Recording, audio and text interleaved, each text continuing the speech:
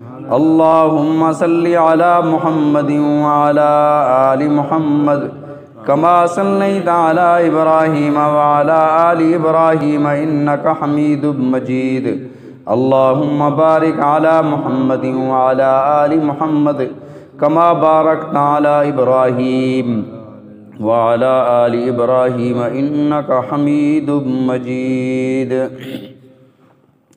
ابتدائے صورت میں اللہ رب العزت نے قیام اللیل کا حکم فرمایا، یا ایہا المزمل قم اللیل الا قلیلا۔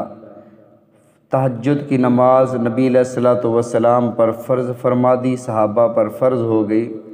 یہ ایک رکوع سورت کا پہلا حصہ نازل ہوا، 1 سال تک نبی علیہ الصلوۃ والسلام اور آپ کے صحابہ تہجد کی نماز فرضیت کے حکم پر پڑھتے رہے۔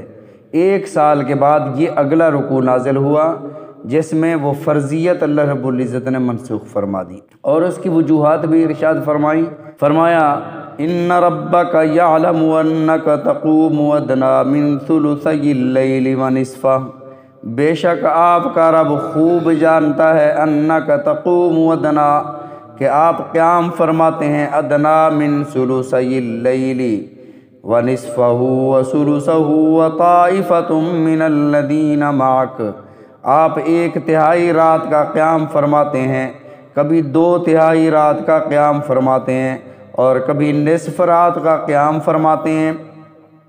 وطائفۃ من الذین معک، اور آپ کے ساتھ آپ کے صحابہ بھی ہوتے ہیں۔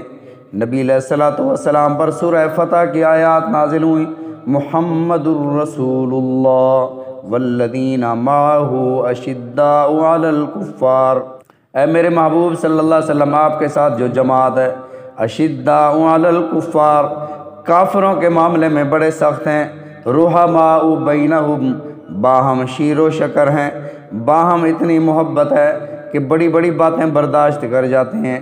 تو اللہ نے فرمایا اے میرے محبوب صلی اللہ علیہ وسلم، اگر آپ کے پاؤں پر ورم آ جاتا ہے تو آپ کے صحابہ کی جماعت کی ایڑیاں بھی پھٹ جاتی ہیں، یہ بھی ساری رات کھڑے ہو کر اللہ کی بارگاہ میں مناجات کرتے ہیں۔ فرمایا واللہ یقدر اللیل والنہار، اللہ مقرر فرماتے ہیں رات کو اور دن کو، رات اور دن کا اندازہ اللہ کے ہاں ہے۔ علیم ان لن تحصوہ فتاب علیکم، اللہ جانتے ہیں لن تحصوہ فتاب علیکم، کہ تم اسے پورا نہ کر سکو گے، فتاب علیکم، اللہ نے تم پر عنایت فرما دیا۔ کیا عنایت فرمایا؟ فقرؤوا ما تیسر من القرآن، جو تمہیں میسر ہو، جتنا تمہیں آسان ہو اتنا قرآن پڑھ لیا کرو۔ یعنی پہلے حکم تھا نصفہ او انقص منہ قلیلا، نصف یا اس سے تھوڑا سا کم رات کو کھڑے ہو کر عبادت کریں۔ اب حکم یہ ہے کہ جتنا تم سے آسانی سے ہو جائے اتنا کر لو۔ نبی علیہ الصلوۃ والسلام نے ارشاد فرمایا رکعتان فی جوف اللیل خیر من الدنیا وما فیہا، فرمایا 2 رکعتیں نصف رات کے بعد 2 رکعتیں پڑھ لینا، اللہ کے ہاں دنیا اور دنیا میں جو کچھ ہے تمام سے بہتر ہے۔ جو کچھ دنیا میں ہے اور دنیا ساری اللہ کی راہ میں صدقہ کر دی جائے، اور ایک طرف وہ 2 رکعت پڑھی جائے۔ نوافل میں سب سے بہتر، سب سے فضیلت والی نماز تہجد کی نماز ہے۔ بعض حضرات فرماتے ہیں کہ تہجد کی نماز نبی علیہ الصلوۃ والسلام پر آخر عمر تک فرض رہی، اس لیے کہ وَمِنَ اللَّيْلِ فَتَہَجَّدْ بِهِ نَافِلَةً لَكَ، اللہ نے سورہ بنی اسرائیل میں ارشاد فرمایا اے میرے محبوب صلی اللہ علیہ وسلم تہجد آپ کے لیے ہے۔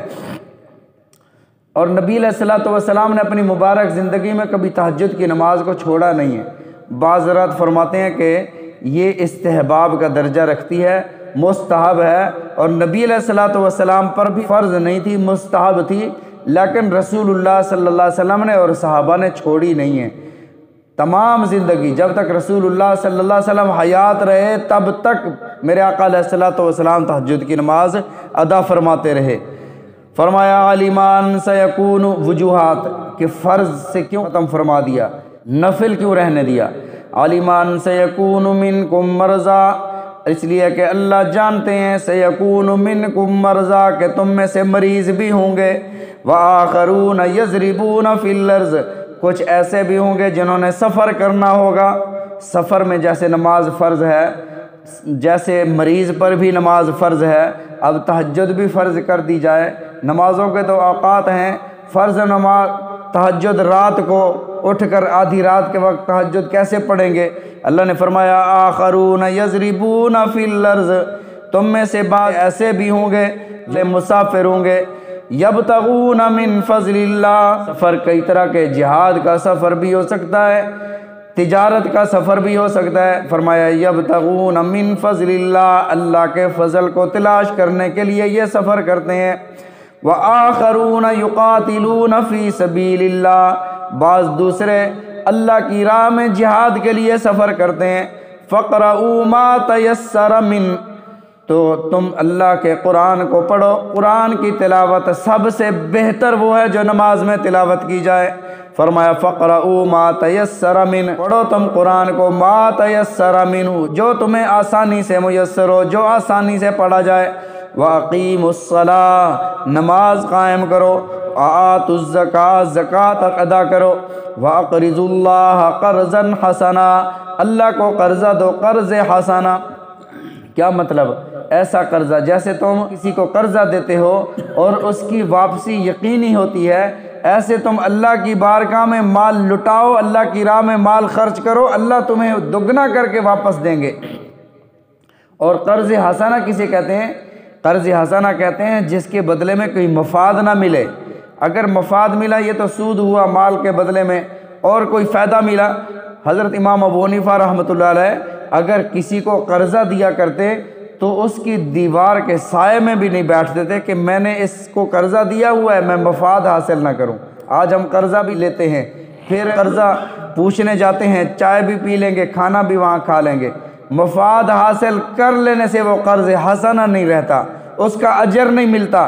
فرمایا وما تقدموا لانفسکم من خیر، جو بھی تم نماز پڑھ کے، زکوٰۃ ادا کر کے، تہجد پڑھ کے، قرآن پڑھ کے، تہجد کے نوافل پڑھ کے، وما تقدموا لانفسکم، جو بھی تم اپنے لیے آگے بھیجتے ہو، اللہ فرماتے میرا کوئی فائدہ نہیں ہے، تم اپنے لیے آگے بھیجتے ہو، من خیر، کوئی بھی نیکی کر کے اللہ کے ہاں بھیجتے ہو، تجدوہ عند اللہ، مرنے کے بعد تم اسے اللہ کے ہاں پاؤ گے، ہوا خیرا واعظم اجرا، یہ تمہارے لیے بہتر ہے، اعظم اجرا، بہت بڑا اجر ہے۔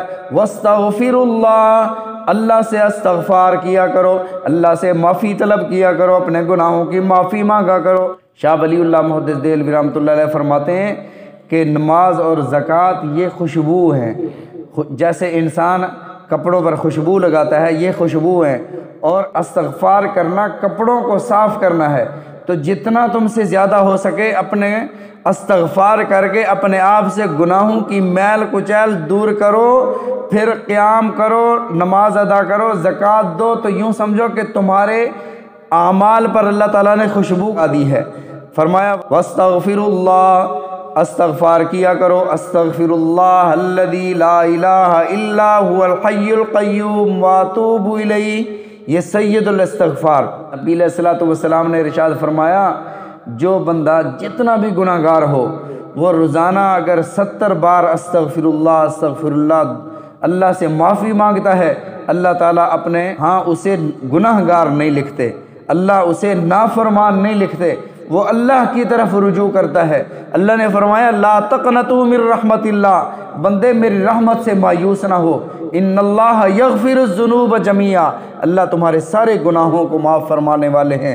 فرمایا ان اللہ غفور الرحیم، بے شک اللہ بہت بڑے بخشنے والے، رحیم مہربان ہیں، رحم کرنے والے ہیں۔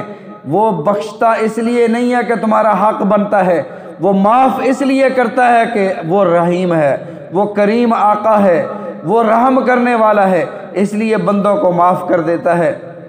اللہ تعالی ہم سب کو سمجھنے کی عمل کرنے کی توفیق عطا فرمائے، نبی علیہ الصلوۃ والسلام کے فرامین سمجھنے کی عمل کرنے کی توفیق عطا فرمائے۔